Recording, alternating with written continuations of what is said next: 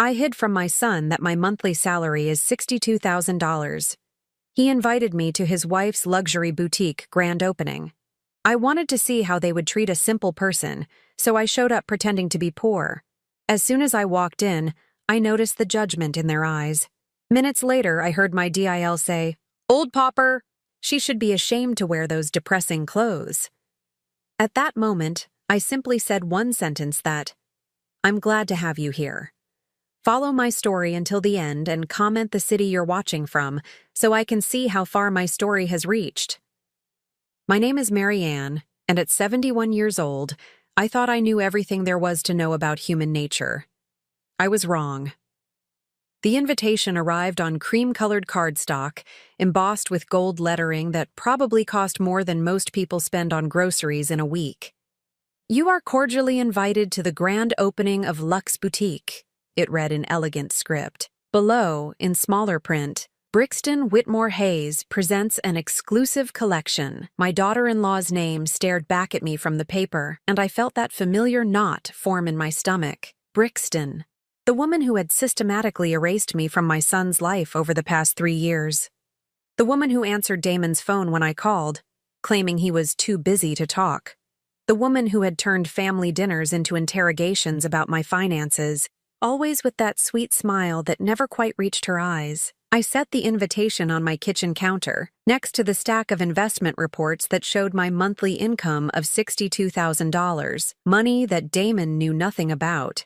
Money that I had worked decades to accumulate after my husband's death, penny by penny, investment by investment, while living modestly in the same small house where I'd raised my son. The house where Damon used to visit every Sunday, before Brixton. Now those visits had dwindled to obligatory holiday appearances, where Brixton would comment on my charming little home with thinly veiled condescension, and Damon would avoid eye contact, embarrassed by his mother's simple lifestyle. That night, I lay in bed staring at the ceiling, thinking about the invitation. Why had they invited me? Brixton usually found excuses to exclude me from their social events. "It's more of a professional gathering," she'd say. Or, "We thought you might be more comfortable at home." Then it hit me. They needed warm bodies. A grand opening required guests, and even an embarrassing mother-in-law was better than empty chairs. The idea came to me slowly, like dawn breaking through heavy clouds. What if I went? Not as Mary Ann Hayes, the woman who could afford to buy that entire boutique without blinking, but as the poor widow they believed me to be. What if I tested them? What if I finally saw who they really were when they thought no one important was watching? I spent the next 2 days preparing. I dug through my closet, past the designer pieces I kept for special occasions, past the quality pieces that would last decades. I found what I was looking for in a box in the back, an old cardigan my sister had given me years ago, faded and slightly pilled. A skirt I'd worn to church in the 80s, now outdated but clean. Sensible shoes with scuffed heels. I looked in the mirror and saw exactly what I wanted to see. An elderly woman of modest means, trying her best but clearly outclassed. The boutique was located in the upscale Meridian district, where parking meters cost more per hour than some people made in a day. I circled the block twice before finding a spot 3 blocks away, passing gleaming BMWs and Mercedes that probably cost more than most people's houses. As I walked toward the boutique, I could see through the floor-to-ceiling windows that the event was already in full swing. Women in designer dresses clinked champagne glasses while men in tailored suits examined price tags with casual indifference. The door was heavy glass and chrome, the kind that whispered exclusivity. A young woman in a black dress that probably cost more than my monthly grocery budget greeted me with a professional smile that faltered when she took in my appearance. "Good evening," she said, her tone shifting from warm to politely confused. "Are you here for the opening?" "Yes," I replied, keeping my voice soft. "My daughter-in-law invited me." She glanced at her tablet, clearly searching for a name that would match my appearance. "And you are?" "Mary Ann Hayes." Her finger scrolled, and I watched her expression change when she found my name. Relief, mixed with something else. Pity, perhaps. "Of course, please come in. There's champagne and hors d'oeuvres." I stepped inside, and the assault on my senses was immediate. Everything was white and chrome and blindingly bright. The clothes hung like pieces of art, each item isolated and spotlit. Price tags dangled like accusations. $800 for a simple blouse, $1,500 for a handbag that looked like it could hold maybe a wallet and keys. I moved slowly through the space, hyper-aware of how I looked among these people. Women with perfect hair and perfect makeup turned to glance at me, their eyes sliding over my outfit with barely concealed distaste before they resumed their conversations. That's when I saw Damon. My son stood near the back of the store, laughing at something a tall man in an expensive suit had said. He looked handsome in his navy blazer, his dark hair perfectly styled. For a moment, my heart swelled with pride. Then our eyes met. I watched as his expression shifted from surprise to embarrassment. He glanced around quickly, as if checking to see who might have noticed his connection to the elderly woman in the faded cardigan. "Mom," he said as I approached, his voice carefully neutral. "I didn't think you were coming." "The invitation said the whole family was welcome," I replied, studying his face. "I thought that included me." "Of course it does," he said, but his smile was tight. "Let me find Brixton. She'll want to say hello." He didn't offer to get me a drink. He didn't ask how I was. He simply excused himself and disappeared into the crowd, leaving me standing alone among strangers. I moved toward a display of scarves, each one priced at more than I used to spend on Damon's entire school wardrobe. The silk was beautiful, I had to admit. But $800 for a scarf? I thought about the women I knew from church, working 2 jobs to pay rent, stretching every dollar until it screamed. "Excuse me." I turned to find a woman about my age examining a pearl necklace. She was impeccably dressed, but her eyes were kind. "I couldn't help but notice you admiring the scarves," she said with a gentle smile. "They are lovely, aren't they?" "Beautiful," I agreed, though perhaps a bit beyond my budget. She laughed, a genuine sound that stood out in the sea of artificial chatter around us. "Mine too, I'm afraid. I'm Eleanor Hartwell. I'm here with my daughter. She insisted I come, though I feel rather like a fish out of water." "Mary Ann Hayes." "I know exactly what you mean." We chatted for a few minutes, and I found myself genuinely enjoying her company. She was sharp and funny, with a self-deprecating humor that reminded me of old friends. Then I heard my name called. "Mary Ann." I turned to see Brixton approaching, resplendent in a cream-colored dress that probably cost more than some people's cars. Her blonde hair was perfectly coiffed, her makeup flawless. She looked like she'd stepped out of a magazine. "I'm so glad you could make it," she said, her voice carrying that particular tone that suggested the opposite. Her eyes took in my outfit, and I watched her struggle to maintain her smile. "Thank you for inviting me," I replied. "The store is lovely, isn't it?" Brixton's voice grew animated as she launched into what was clearly a rehearsed speech about her vision, her aesthetic, her carefully curated collection. I nodded at appropriate intervals, watching her face, noting how her eyes kept darting to other guests, more important guests. "I hope you'll find something that speaks to you," she concluded, though her tone suggested she doubted any of these pieces would speak to someone like me. That's when it happened. I was examining a simple black dress, wondering who would pay $2,000 for something so basic, when I heard Brixton's voice carry across the store. "I don't know why some people bother coming to events like this when they clearly can't afford anything." I froze, my hand still on the dress. "I mean, look at that old woman over there," Brixton continued, her voice dropping to what she probably thought was a whisper. "Damon's mother. She shows up in that depressing outfit, touching everything with her grubby fingers. It's almost embarrassing." My heart stopped. I glanced around and realized she was talking about me, to a small group of well-dressed women who were nodding in agreement. "Some people have no shame," one of them replied, "coming to a place like this when they clearly don't belong." "Exactly," Brixton said, warming to her theme. "I mean, we invited her out of politeness, but honestly, she should have declined. Old pauper. She should be ashamed to wear those depressing clothes to an event like this." The words hit me like physical blows. Old pauper. Depressing clothes. Should be ashamed. I stood there, surrounded by luxury I could afford 10 times over, listening to my daughter-in-law mock me to strangers. Listening to her call me a pauper while wearing jewelry that I could have bought without a second thought. The irony was so thick I could taste it. I turned slowly, meeting Brixton's eyes across the room. She had been so absorbed in her cruel commentary that she hadn't noticed I'd heard every word. When she saw me looking at her, her face went pale, but she recovered quickly, painting on that familiar fake smile. I walked toward her, my heart pounding but my steps steady. The group of women she'd been talking to scattered like leaves in the wind, suddenly very interested in examining merchandise.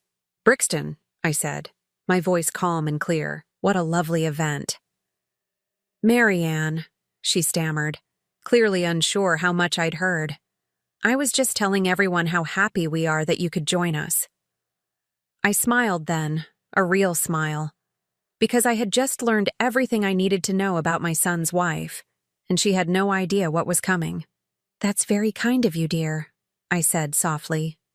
"But you know, there's something I think you should know about appearances." She looked confused, as well she might. "Sometimes," I continued, my voice barely above a whisper, "the people who look like they have the least are the ones who control the most." I watched her brow furrow as she tried to process my words. Then I simply smiled, patted her arm gently, and walked away, leaving her standing there with an expression of growing confusion.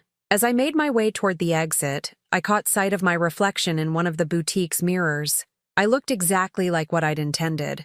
An elderly woman of modest means, slightly out of place but dignified. What Brixton didn't know, what none of them knew, was that tomorrow morning I would wake up in my modest little house and check my investment portfolio that could buy this entire building. What they didn't know was that beneath my faded cardigan beat the heart of a woman who had spent decades learning exactly how cruel people could be to those they perceived as beneath them. What they didn't know was that their worst nightmare had just walked out the door wearing sensible shoes and a gentle smile, but they would learn soon enough. I drove home through streets that blurred together in my memory, past landmarks that marked the geography of my son's childhood, the ice cream shop where we'd celebrated his first report card, the park where I'd taught him to ride a bicycle after working a double shift, the library where we'd spent countless Saturday mornings because it was free and warm and filled with stories that could transport us anywhere. All places where Damon used to smile when he saw me coming. My modest house sat at the end of Maple Street, exactly as it had for 32 years. White clapboard siding, blue shutters, a small front porch where I'd rocked Damon as a baby. The neighbors' houses had been upgraded over the years, expanded and renovated, but mine remained unchanged, by choice. Let them think I couldn't afford better. I pulled into my driveway and sat for a moment in the darkness, replaying Brixton's words, "old pauper." The phrase echoed in my mind, each repetition stoking a fire that had been smoldering for 3 years. Inside, I made myself a cup of tea and settled into my father's old recliner. The house was quiet except for the tick of the mantel clock, a wedding gift from my late husband Robert that had marked the hours of our life together for 41 years. I reached for the photo album on the side table, its leather cover worn smooth by countless viewings. The first picture showed Damon at 3 months old, sleeping in my arms. I remembered that day perfectly. Robert had just left for another business trip, leaving me alone with our colicky baby and a pile of unpaid bills. But I was happy then, exhausted and worried and overwhelmed, but happy. I turned the pages slowly, watching my son grow from a chubby-cheeked toddler to a serious-faced boy, to a young man I barely recognized anymore. There he was at 6, missing his front teeth, grinning as he held up a drawing of our family. At 10, proud in his Little League uniform that I'd bought secondhand and hoped no one would notice. At 15, awkward and gangly, standing beside me at his high school graduation. I stopped at a picture from his college graduation. Damon stood between Robert and me, his arm around my shoulders, his face bright with possibility. That was before Robert died, before I learned what I was really made of, before I discovered I had a gift for turning small investments into substantial returns, before I became wealthy and chose to hide it. The phone rang, startling me from my memories. I glanced at the clock. 11:15. Only one person called this late. "Hello, Damon," I answered, knowing his voice before he spoke. "Mom." He sounded strained. "I wanted to apologize for tonight. Brixton feels terrible about the way things went." I almost laughed. Brixton felt terrible. Not sorry, not ashamed. Terrible. As if her cruelty was something that had happened to her, rather than something she'd inflicted on me. "Does she?" I asked mildly. She didn't mean anything by what she said. You know how she gets at these events. The pressure to make everything perfect. "Ah," I said. "So the pressure made her call me an old pauper. I see." Silence stretched between us like a chasm. Finally, Damon sighed. "You heard that." I did. "Mom, you have to understand. This boutique means everything to her. She's been working so hard, and with the economy the way it is, retail is really tough. She's just stressed." I listened to my son make excuses for his wife's cruelty and felt something break inside my chest. When had he become this person? When had he learned to justify the unjustifiable?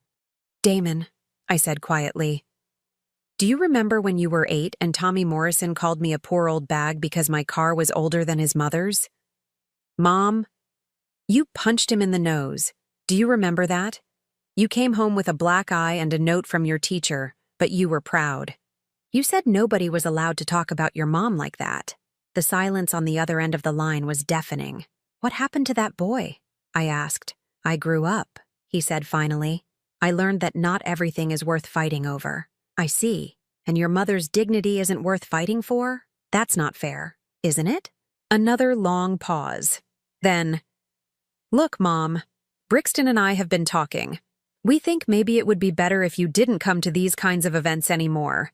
Not because we don't want you there," he added hastily, "but because you seem uncomfortable. And honestly, some of these people, they can be judgmental about appearances." There it was, the real message. Don't come because you embarrass us. "I understand perfectly," I said. "Good. I knew you would. You've always been reasonable." Reasonable. The word my father had used when he expected me to accept less than I deserved. The word Robert had used when he left me alone with a sick baby and mounting debts. The word I'd heard all my life from people who wanted me to shrink myself to fit their convenience. "Yes," I agreed. "I've always been reasonable." After I hung up, I sat in the darkness for a long time. Then I walked to my home office, a small room that had once been Damon's bedroom.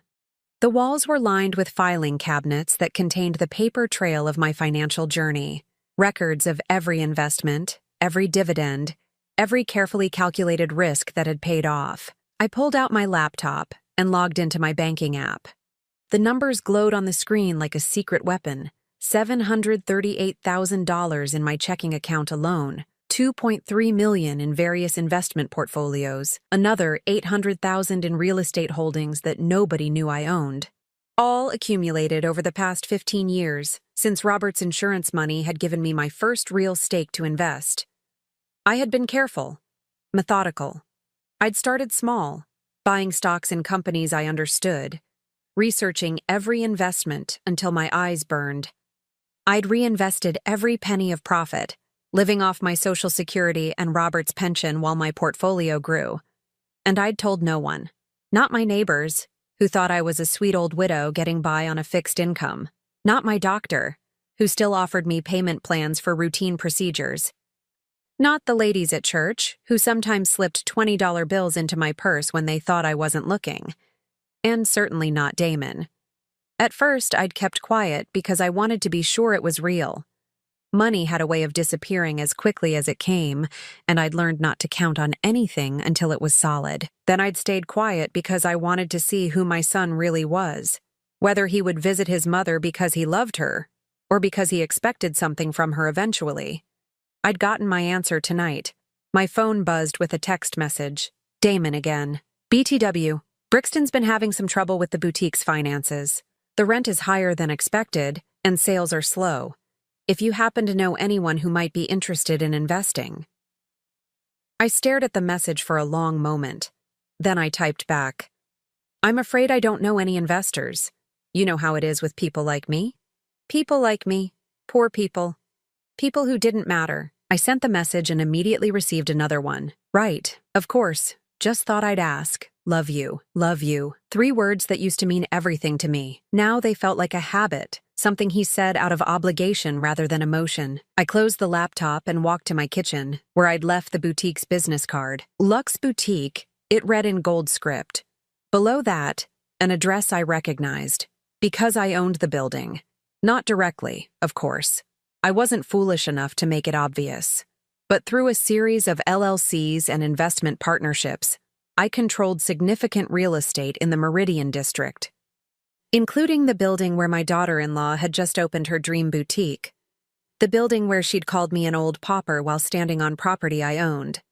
I thought about the lease agreement that Brixton had signed, the one that included a clause allowing the landlord to terminate with 30 days' notice if the tenant engaged in behavior detrimental to the property's reputation.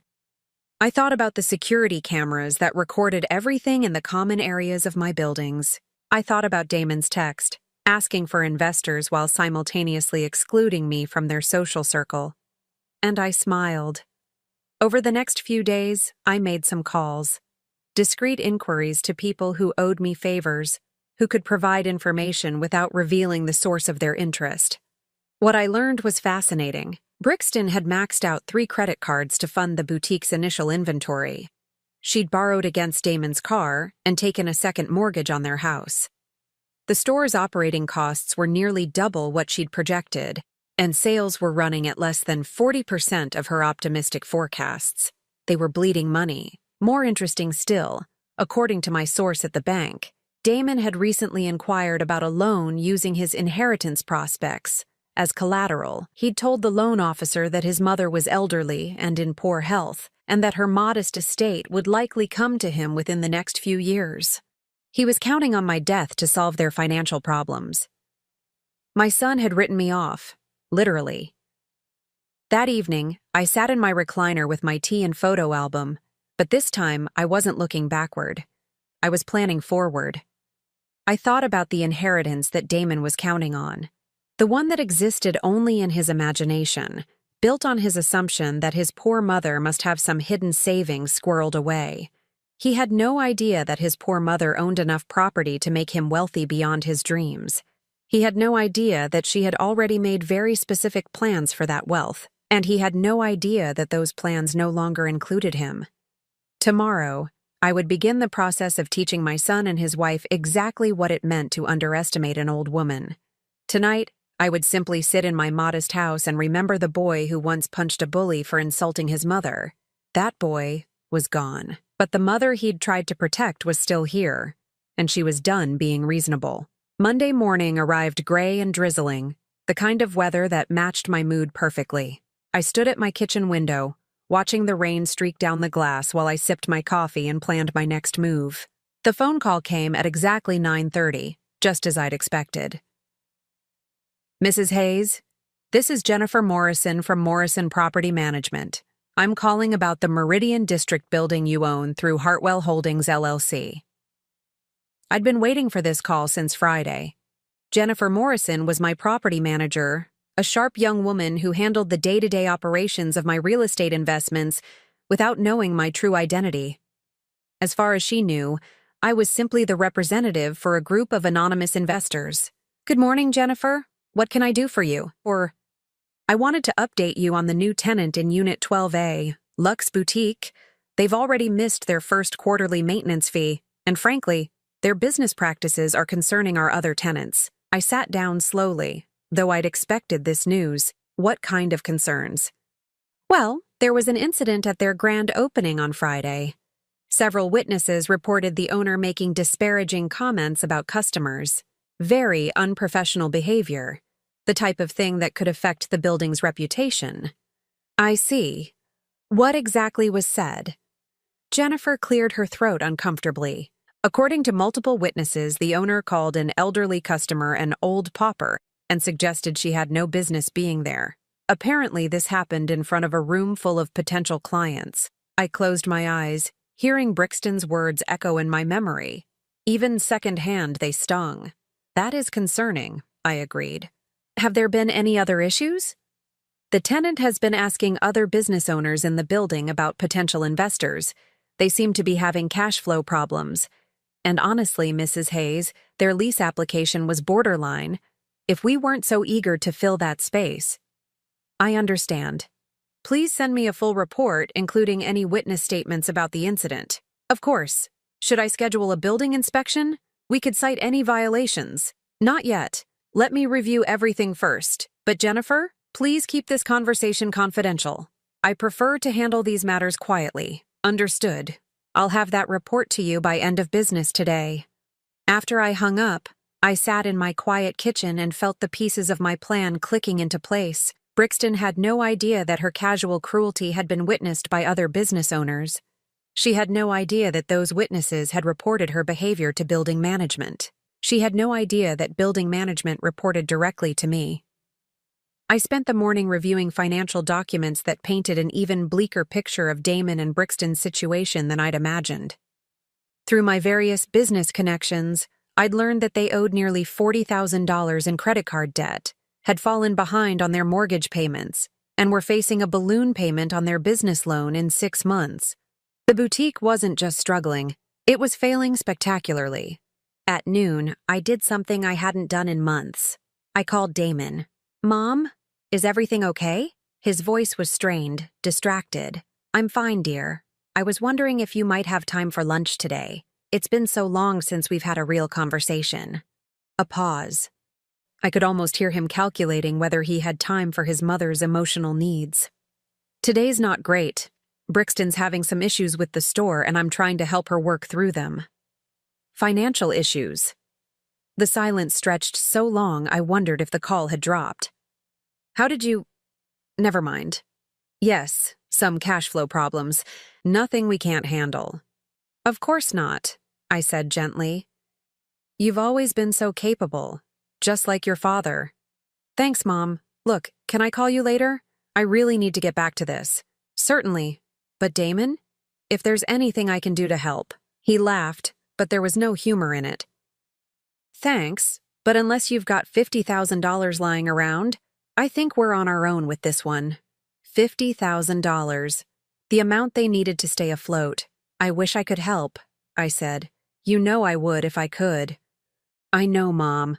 You've always done your best with what you had. What I had. If only he knew. That afternoon, I drove to the Meridian District. Not to the boutique. I had no intention of subjecting myself to more of Brixton's poison. Instead, I went to Sterling & Associates, the law firm that occupied the building's top floor. Margaret Sterling had been my attorney for the past 5 years, handling all my real estate transactions and estate planning.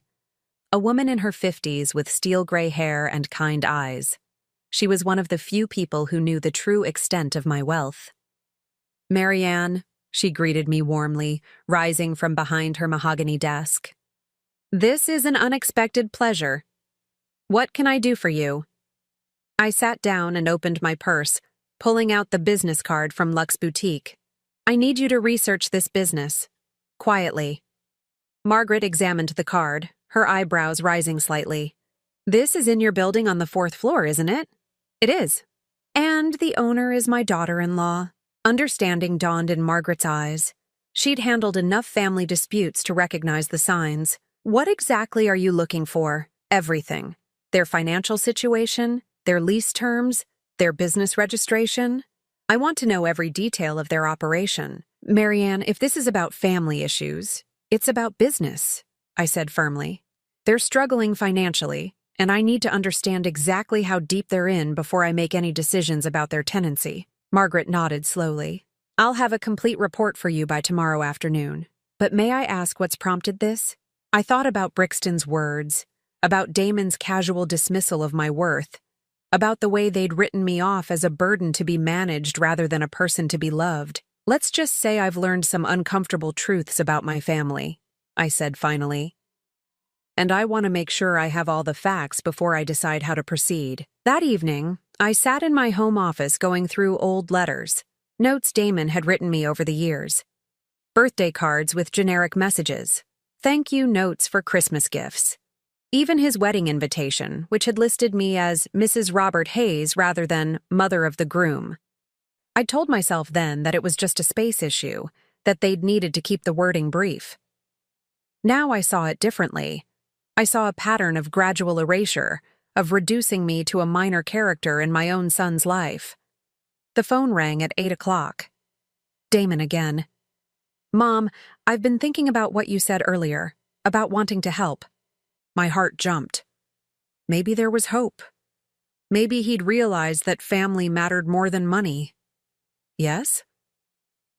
"Well, you know how you always said that modest house of yours would be worth something someday because of the neighborhood improving?"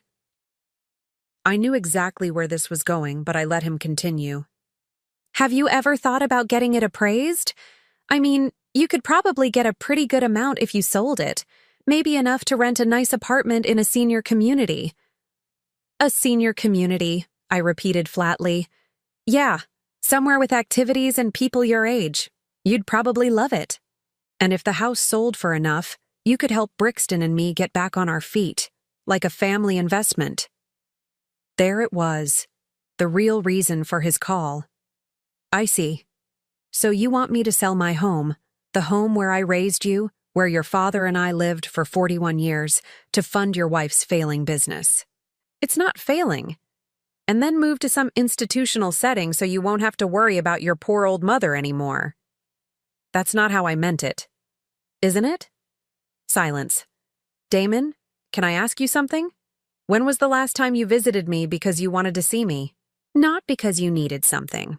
Not because Brixton thought you should. When did you last come by just because you missed your mother?" The pause was so long I thought he might hang up. "Mom, that's not fair. You know I love you." "Do I?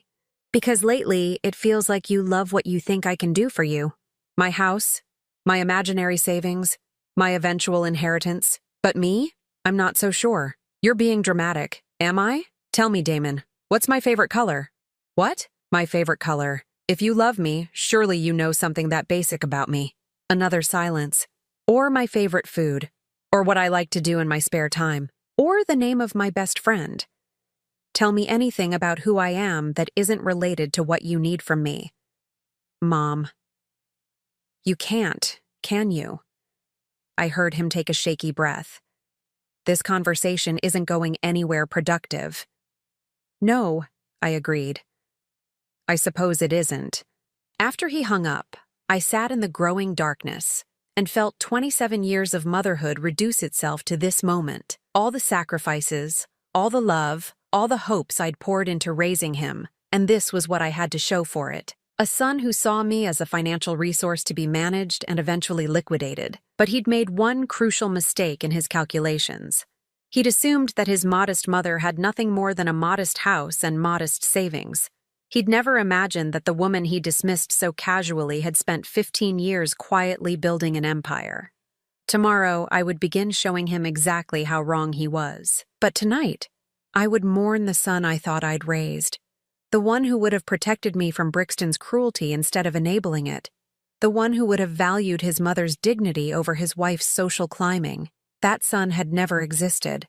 Or perhaps he had once, and I'd simply failed to see when he'd disappeared. Either way, it was time to stop mourning and start acting. I pulled out a fresh legal pad and began making lists. Property holdings to review, investment accounts to restructure, wills to modify. If Damon wanted an inheritance, he would get one. Just not the one he was expecting. Margaret Sterling's report arrived by courier on Wednesday afternoon, bound in a manila folder thick enough to tell a story before I even opened it. I poured myself a cup of coffee and settled into my father's old chair, preparing for what I suspected would be an education in just how deep my son and daughter-in-law had dug themselves. I was not disappointed. Luxe Boutique was hemorrhaging money at a rate that would have been impressive if it weren't so catastrophic. According to Margaret's investigation, Brixton had signed a 5-year lease at $4,000 per month, plus utilities and maintenance fees. Her initial inventory investment had been $68,000, all of it borrowed. Monthly operating expenses, including insurance, utilities, and part-time help, ran another $3,500. To break even, She needed to generate roughly $12,000 in monthly sales. Her actual sales for the first quarter? $2,800. I did the math twice, certain I'd made an error. But the numbers didn't lie. At this rate, the boutique would be bankrupt within 6 months. But the financial picture was only part of the story. Margaret had also included copies of lease violations, complaints from other tenants, and most interesting of all, a recording from the building's security system. I inserted the flash drive into my laptop and watched myself walk into Brixton's boutique, heard the conversations I'd missed while examining merchandise, witnessed the entire evening from angles I hadn't seen. The camera had captured everything. Brixton's dismissive glances at my outfit, her animated conversation with the group of women while I stood nearby, her cruel words about old paupers and depressing clothes. But what struck me most was something I hadn't noticed at the time: Damon's reaction. He'd been within earshot when Brixton made her comments about me. The camera showed him clearly, standing just around a display rack, close enough to hear every word. I watched as his face cycled through emotions: embarrassment, discomfort, and finally, resignation. He'd heard his wife mock his mother, and he'd done nothing. Worse than nothing. He'd actually moved further away, distancing himself physically from the conversation as if to avoid any association with me. I paused the video and stared at my son's face on the screen. This was who he'd become, a man who would let his wife publicly humiliate his mother rather than risk confrontation. My phone rang, interrupting my dark thoughts. The caller ID showed my property manager's number. "Jennifer? What's wrong?" "Mrs. Hayes, I'm sorry to bother you, but we have a situation with the Luxe Boutique tenant. She's demanding to speak with the building owner about what she calls harassment from other tenants." I almost laughed. Harassment? Apparently, several businesses on her floor have complained about her noise levels and inappropriate behavior toward customers. She claims they're just jealous of her success and wants the owner to intervene. I see. And what did you tell her? That I would pass along her concerns. But honestly, Mrs. Hayes, I think we need to consider whether this tenant is worth the trouble. The other businesses are talking about not renewing their leases if something isn't done.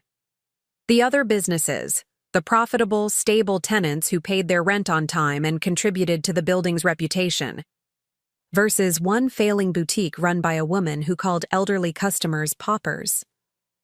"Jennifer, please set up a meeting with Ms. Whitmore Hayes for Friday afternoon. Tell her the building owner will be represented by an agent."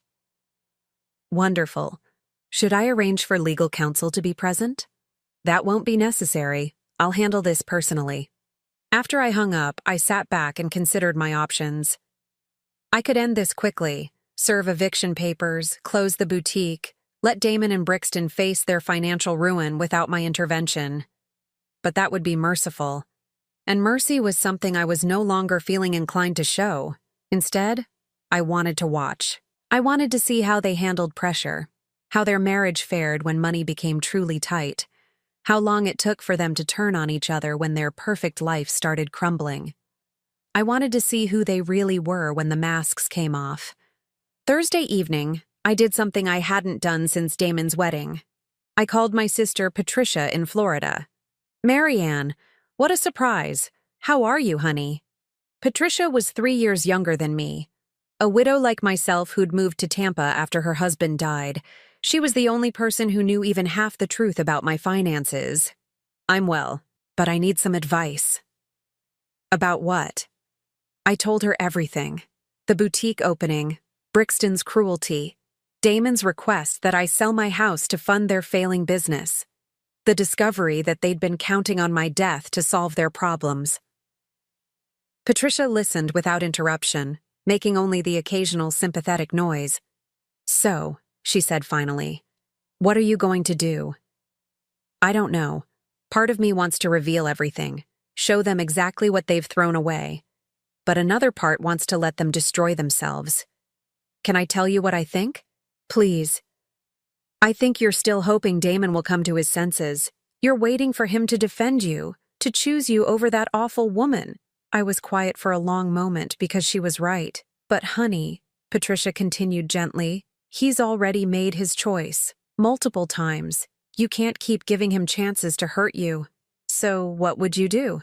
I'd protect myself. You've spent 36 years putting that boy first, sacrificing for him, loving him unconditionally.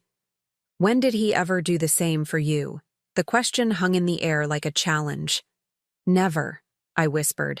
That's right. Never. So stop waiting for him to become the son you deserved and start being the mother you need to be. To yourself. Friday afternoon arrived cold and bright. I dressed carefully for my meeting with Brixton, choosing a simple navy suit and my pearls, the costume of a successful businesswoman rather than an elderly widow. The conference room at Morrison Property Management was sterile and intimidating, all glass and chrome furniture. Jennifer had arranged the meeting for 2 o'clock, giving me time to review the building's policies one more time.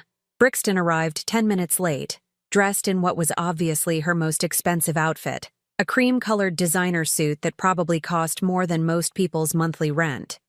Her blonde hair was perfect, her makeup flawless, but I could see the strain around her eyes. "I'm so sorry I'm late," she said breathlessly, settling into the chair across from Jennifer's desk. Traffic was absolutely horrible.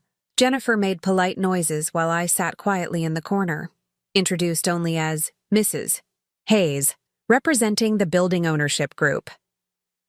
Brixton barely glanced at me, clearly dismissing me as unimportant.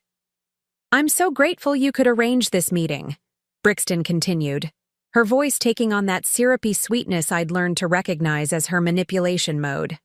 "I've been having some concerns about the other tenants in the building." "What kind of concerns?" Jennifer asked professionally. "Well, they seem to be spreading rumors about my business, false rumors, and frankly, I think some of them are intimidated by my success." I almost choked on my coffee. Success? The woman was 3 months behind on every bill and hemorrhaging money, but she called it success. "What kind of rumors?" Jennifer pressed. Brixton waved her hand dismissively. "Oh, you know how people talk. Claims about how I treat customers, nonsense about noise complaints. It's all very unprofessional, and frankly, it's affecting my ability to run my business." "I see. And you'd like the building ownership to intervene?" "Exactly. I think these other tenants need to be reminded that we're all supposed to support each other, not tear each other down." Jennifer glanced at me and I gave her a slight nod. "Ms. Whitmore Hayes, I have to ask, have there been any incidents with customers that might have given rise to these concerns?" Brixton's smile tightened almost imperceptibly. "Nothing significant. You know how it is in retail. Sometimes you have to deal with difficult people who don't understand your target market." "Difficult people?" "Well, yes. People who come in just to look around, touch everything, ask questions when they clearly have no intention of buying anything. It's not good for business to have that kind of customer lingering around." I felt my hands clench in my lap. She was talking about me without knowing it. "I see," Jennifer said carefully. "And how do you typically handle these? Difficult customers?" "I'm always polite, of course, but sometimes you have to be firm. Make it clear that certain people might be more comfortable shopping elsewhere." Jennifer consulted her notes. "Several witnesses have reported hearing you refer to a customer as an old pauper during your opening event." Brixton's face went pale, then flushed red. I would never— Who said that?" "Multiple witnesses, actually, including other business owners in the building." "Well, they're lying." Brixton's composure cracked, revealing the desperation underneath. "I don't know why they would make something like that up, but it never happened." I cleared my throat softly. "Actually, Ms. Whitmore Hayes, it did happen." She turned to look at me for the first time, really look at me. I watched as confusion flickered across her face, followed by growing recognition. "I was there," I continued calmly. "I heard every word you said about the elderly woman in the faded cardigan, how she should be ashamed of her depressing clothes, how she had no business being at an event like that." Brixton's mouth opened and closed like a fish gasping for air. "You," she whispered. "I'm the old pauper you were talking about," I said pleasantly, "though I prefer Mrs. Hayes." The silence in the room was deafening. Jennifer was staring between us, clearly trying to piece together the implications. "I don't understand," Brixton stammered. "What are you doing here?" I represent the building ownership group, I said, which was technically true. We take our tenants' behavior very seriously, especially when it affects our reputation and the comfort of other businesses. Brixton looked like she might faint. This has to be some kind of setup. Not a setup, I said gently. Just business. You see, when you mock customers in our buildings, it reflects poorly on all of us. Other tenants have complained. They're concerned about the kind of clientele your behavior might drive away. You can't do this, Brixton said desperately. I have a lease. I have rights. Jennifer consulted her folder. Actually, your lease includes a clause about maintaining the building's professional reputation. Behavior that damages that reputation can be grounds for termination. But Brixton's voice cracked. You don't understand. We've put everything into this business. Everything. I'm sure you have, I said sympathetically. Unfortunately, that doesn't excuse treating customers with disrespect. Brixton stood abruptly, her chair scraping against the floor. I need to call my husband. This isn't over. Of course not, I agreed. You have 30 days to correct the situation. If we receive no further complaints, you can continue your tenancy. 30 days? To demonstrate that you can treat all customers with respect, regardless of their appearance or perceived economic status. Surely that's not too much to ask. Brixton stared at me with something approaching hatred. Then she grabbed her purse and stormed out, her heels clicking angrily on the marble floor. Jennifer and I sat in silence for a moment after the door slammed. Well, Jennifer said finally, that was interesting. Indeed. May I ask how you know her? I smiled, gathering my things. She's my daughter-in-law. Jennifer's eyebrows shot up. Oh my. Oh my indeed. Jennifer, please make sure the security recordings from that night are properly preserved. I have a feeling we might need them. As I drove home, I felt lighter than I had in years. The look on Brixton's face when she realized who I was would sustain me for weeks. But this was just the beginning. Now she would go home to Damon, panicked and desperate. She would tell him what had happened, and he would have to choose between protecting his wife and protecting his relationship with his mother. I was curious to see which he would choose, though I suspected I already knew. The phone started ringing at 6:30 that evening, barely an hour after my meeting with Brixton. I let it ring, then ring again. By the fourth call, I finally answered.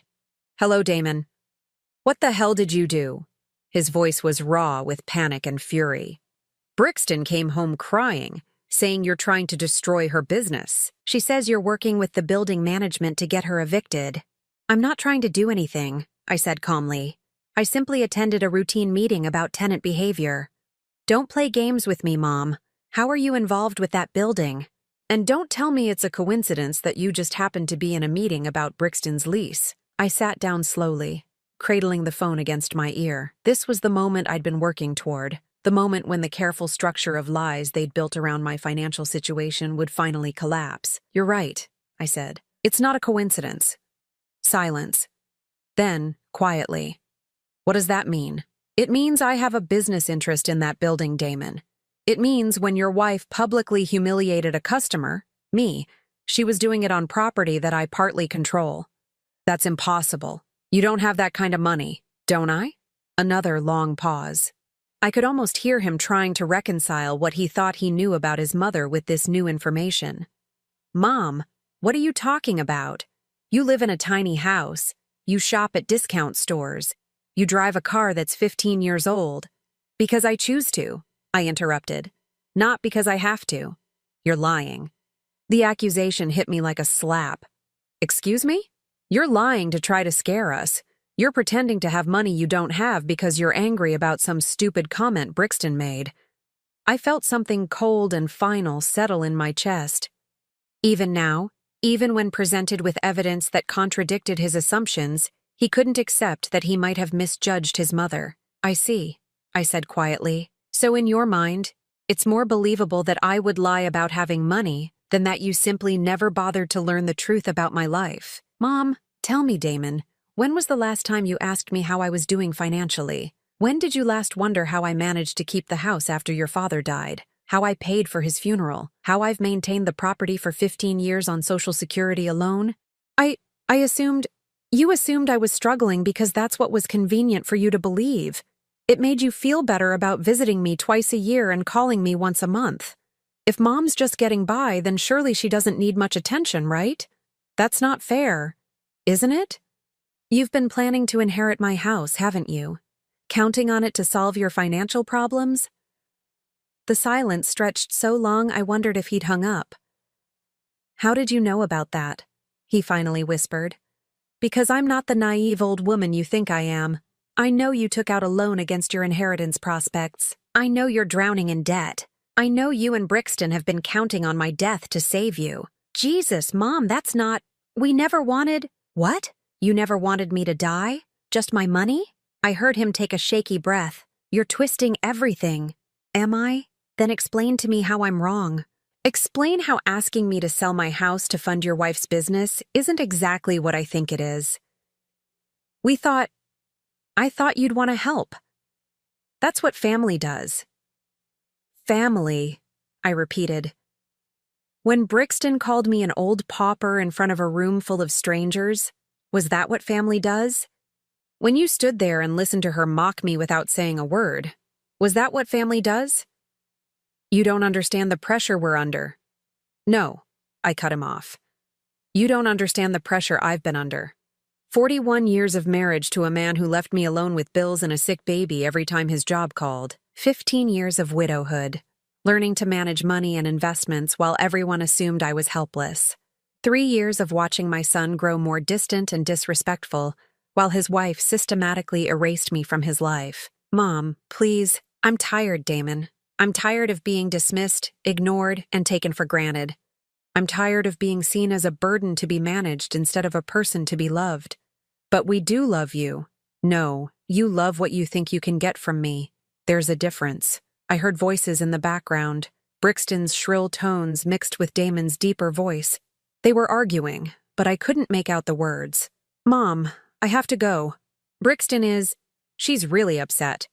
Of course she is. Her meal ticket just evaporated. That's cruel. Is it? Or is it just honest? He hung up without saying goodbye. I sat in my quiet kitchen, surrounded by the familiar objects that had witnessed 37 years of my adult life. The tea kettle I'd bought as a newlywed. The scratched table where I'd helped Damon with homework.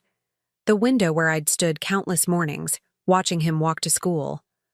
All of it suddenly felt like a museum of a life I'd outgrown.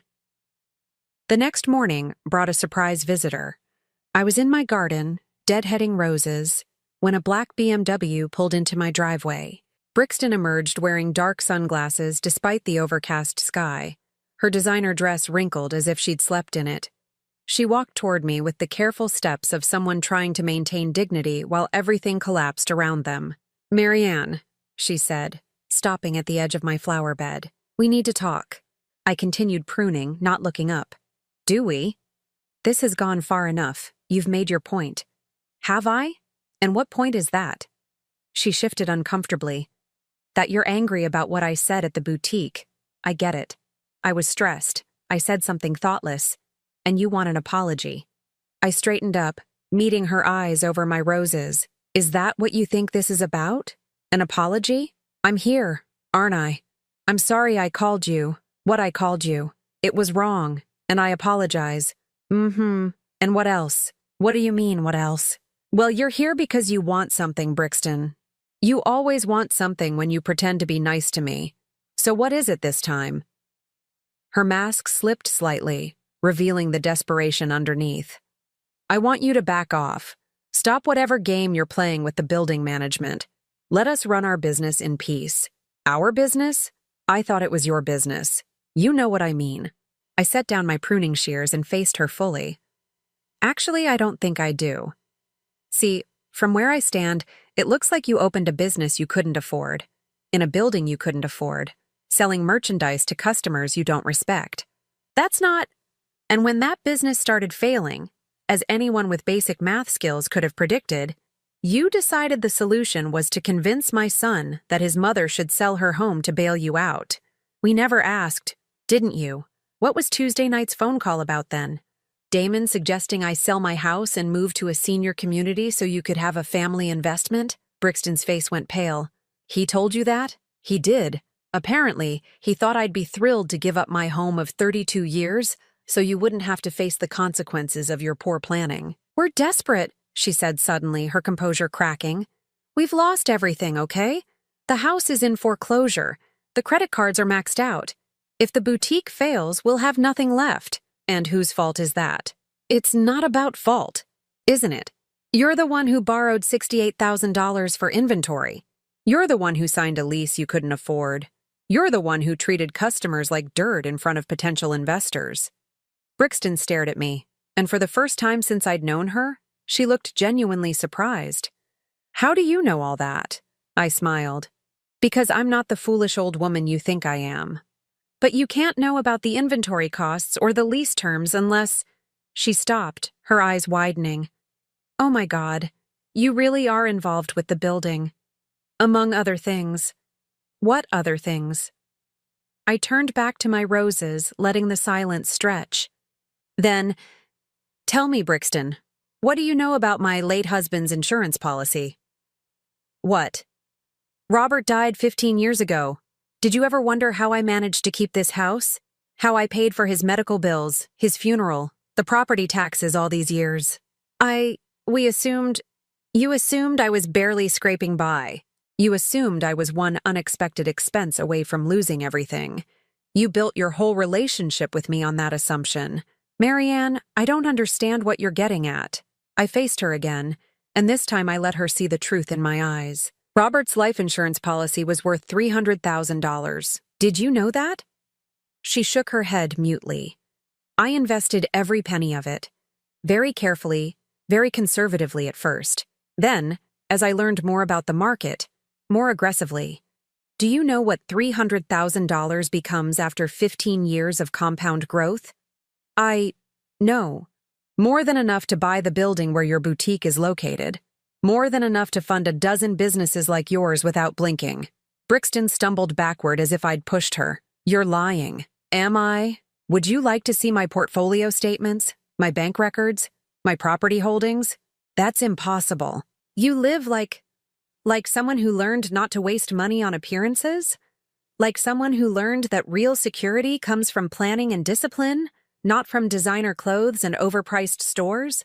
Brixton sat down heavily on my porch steps, her designer dress bunching around her. You let us think you were poor, she whispered. I let you think what you wanted to think. There's a difference. But why? Why would you hide it? I considered the question seriously, because I wanted to see who my son really was, whether he would love me for myself or for what he could get from me, whether the woman he married would treat me with respect regardless of what she thought I could do for her. And now you know. Yes, I said sadly. Now I know. Brixton looked up at me, mascara starting to run down her cheeks. So, what happens now? Are you going to destroy us? Evict us? Make sure we lose everything? I don't need to destroy you, I said gently. You've done that quite well yourselves. Please, she whispered. I know I've been awful. I know I've treated you badly, but please don't take it out on Damon. He loves you. Does he? Or does he love what he thought he could inherit from me? She had no answer for that. Brixton, can I give you some advice? She nodded miserably. Stop blaming other people for your choices. Stop expecting other people to fix your mistakes. And stop treating people badly just because you think they can't hurt you. You never know who's really watching. I gathered my gardening tools and headed for the house, leaving her sitting on my porch steps. At the door, I turned back. Oh, and Brixton, you have 27 days left on that 30-day notice. I'd suggest you use them wisely. Inside my house, I made myself a cup of tea and sat down to update my will. It was time to make some changes. 2 weeks passed in a strange, peaceful quiet. No phone calls from Damon, no surprise visits from Brixton, no desperate pleas or angry demands, just silence, which told me everything I needed to know about their priorities. If they had truly loved me, they would have fought for our relationship. They would have apologized, begged forgiveness, tried to repair the damage. Instead, they were regrouping, strategizing, trying to find another angle to exploit. I wasn't surprised when Margaret Sterling called on a Thursday morning with news. "Marianne, I thought you should know. Your son filed a petition yesterday claiming you're mentally incompetent and requesting guardianship over your affairs." I set down my coffee cup very carefully. "I see. They're claiming you've been making irrational financial decisions and that your judgment has been compromised. They want control of your assets to protect you from yourself." The audacity of it was breathtaking. When manipulation failed, when pleading failed, they'd decided to simply take what they wanted through legal means. What evidence are they presenting? It's all circumstantial. Claims that you've been acting paranoid, making accusations against family members, isolating yourself from loved ones. They're painting a picture of an elderly woman in decline. I laughed, surprising myself with the sound. How fascinating! And when is this hearing scheduled? Next Tuesday at 10 a.m. Marianne, you need to take this seriously. These kinds of petitions can be very persuasive to judges, especially when they involve elderly people and concerned family members. Oh, I'm taking it very seriously indeed. In fact, I think it's time to end this charade once and for all. That afternoon, I did something I hadn't done in 15 years. I called my financial advisor at Goldman Sachs. "Mrs. Hayes, what a pleasure to hear from you. How can we help you today?" "Jonathan, I need you to prepare a complete portfolio summary. Every account, every investment, every property holding. I want it detailed, notarized, and ready for court presentation." "Court? Is there a problem?" "You could say that. My family is attempting to have me declared incompetent so they can gain control of my assets. Good Lord. Do they have any idea about your actual financial situation?" "None whatsoever, and I think it's time they learned. I'll have everything ready by Monday morning, Mrs. Hayes. If you don't mind me saying, this is going to be quite a shock for them." "Jonathan, that's exactly what I'm counting on." Saturday brought another surprise. Patricia called from Florida, her voice tight with worry. "Marianne, honey, I just got a very strange phone call from your son." "Did you now? What did he want?" "He was asking me questions about you. Whether I'd noticed any changes in your behavior lately. Whether you'd seemed confused or paranoid when we talked. He said he was concerned about your mental state." I closed my eyes. "And what did you tell him?" "I told him he was out of his mind. I told him you're the sharpest 71-year-old woman I know, and if he's concerned about your mental state, maybe he should try actually talking to you instead of interrogating your relatives." "Good girl. But Marianne, what's this really about?" "He mentioned something about you making wild claims about having money, accusing his wife of things. Patricia, what would you say if I told you my investment portfolio is worth over $3 million? Silence. "Then, I'd say that explains a lot about why you never seemed worried about retirement. You wouldn't think I was having delusions of grandeur?" "Honey, you've been making smart financial decisions since you were 25 years old. If anyone could turn Bob's insurance money into millions, it would be you." This was why Patricia was my only real family. She knew me. She believed in me. She didn't need proof or explanations to accept that I was capable of success. "So what are you going to do about Tuesday?" she asked. "I'm going to give them exactly what they're asking for," I said. The truth. Tuesday morning dawned crisp and clear. I dressed with particular care, choosing a navy blue suit I'd bought but never worn, pearls that had belonged to my mother, and shoes that whispered money rather than shouting it. I arrived at the courthouse early and found Damon and Brixton huddled with their attorney near the entrance. Damon looked terrible, his face gaunt, his expensive suit hanging loose as if he'd lost weight. Brixton was perfectly groomed as always, but I could see the strain around her eyes. They noticed me approaching, and their attorney stepped forward, clearly expecting some kind of desperate negotiation. "Mrs. Hayes, I'm David Morrison, representing your son. I wonder if we might speak privately before the hearing." "I'm afraid I don't see the point, Mr. Morrison. We'll all be speaking quite publicly in a few minutes. Mrs. Hayes, I want you to understand that no one is questioning your worth as a person. This is simply about ensuring your financial security as you age. Mr. Morrison, I interrupted gently, has anyone explained to you exactly what financial assets you're seeking to protect? He looked confused. I'm sorry? My son petitioned the court claiming I'm making irrational financial decisions. I assume you've reviewed my financial situation to determine what needs protecting? Well, we know about your house, of course, and your Social Security, your late husband's pension. I see. And those are the only assets you're aware of? Are there others? Instead of answering, I handed him a thick folder. Perhaps you should review this before we go inside. David Morrison opened the folder and his face went completely white. Behind him, I heard Damon ask, "What is it? What's in there?" The attorney flipped through pages, his expression growing more stunned with each document. Finally, he looked up at me with something approaching awe. "Mrs. Hayes, this shows assets totaling over $3.7 million. $3.7 million, Damon repeated faintly. That can't be right. Real estate holdings worth $1.2 million.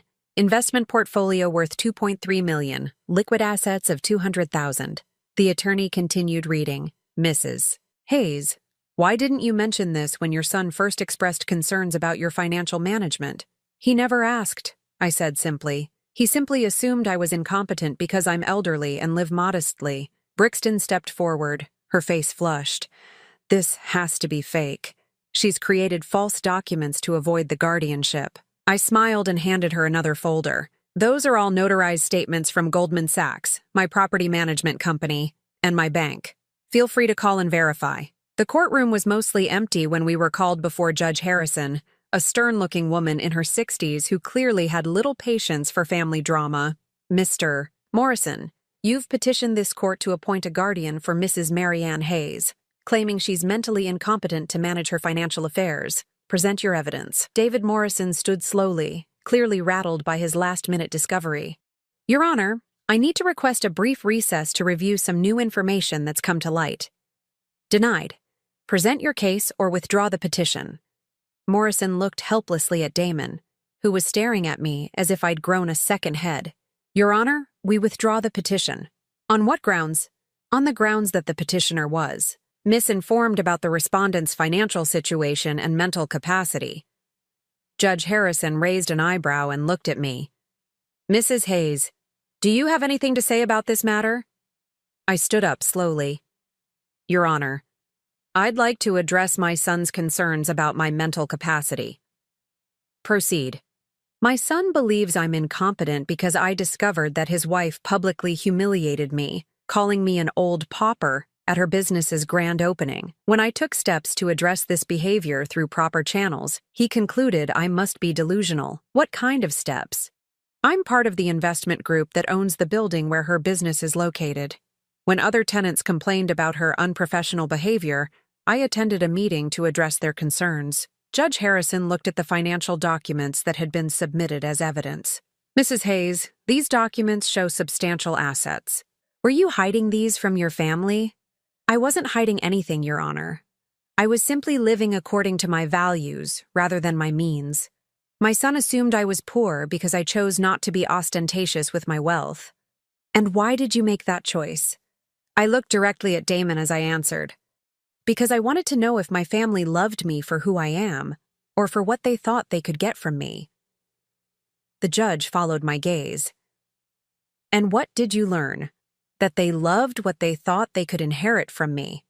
When they discovered I was financially secure, they didn't celebrate my success. They tried to take control of my assets. Judge Harrison was quiet for a long moment. Then she leaned forward. Mr. Hayes, is your mother's assessment accurate? Damon stood shakily. Your Honor, we never meant to. We thought she needed help. Did you ask her if she needed help? Not exactly. Did you ask her about her financial situation? No, Your Honor. Did you try to have any substantive conversation with her about your concerns before filing this petition? Damon's silence was answer enough. Judge Harrison shook her head.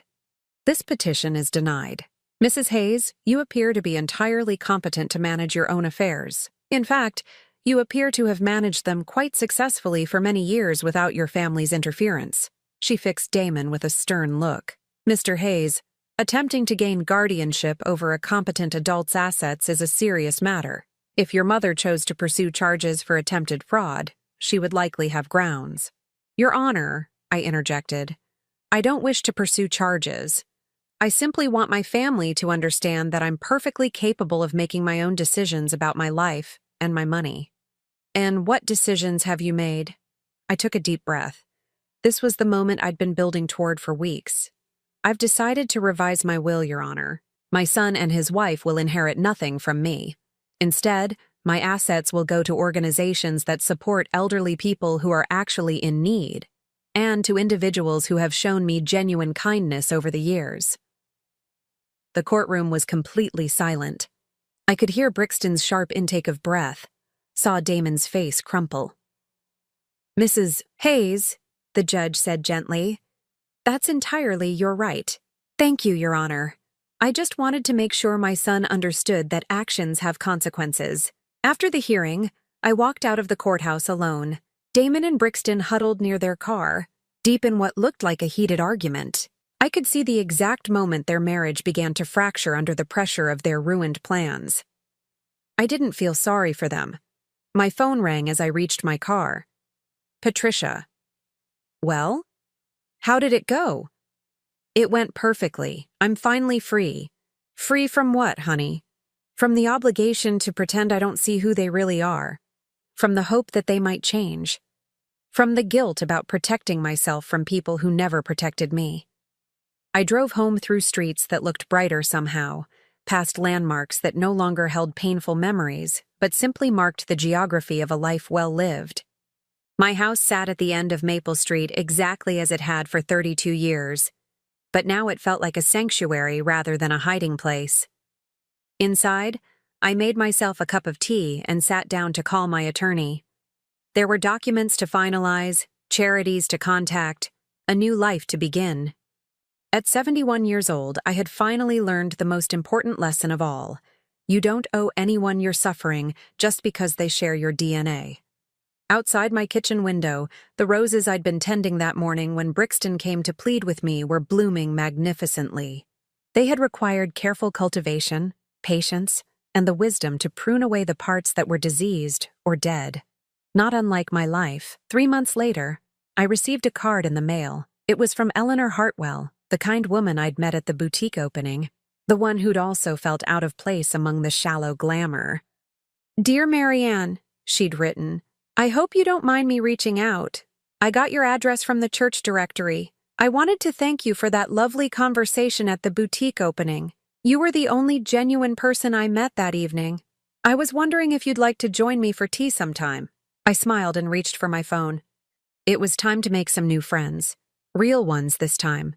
The old Marianne had spent decades believing that family was everything, that blood ties were sacred, that love meant endless sacrifice and forgiveness. The new Marianne understood that family wasn't about genetics. It was about respect, kindness, and genuine care. And sometimes the family you choose is infinitely more valuable than the one you were born into. I had chosen well. And finally, blessedly, I was free. Now I'm curious about you who listened to my story. What would you do if you were in my place? Have you ever been through something similar? Comment below. And meanwhile, I'm leaving on the final screen 2 other stories that are channel favorites, and they will definitely surprise you. Thank you for watching until here.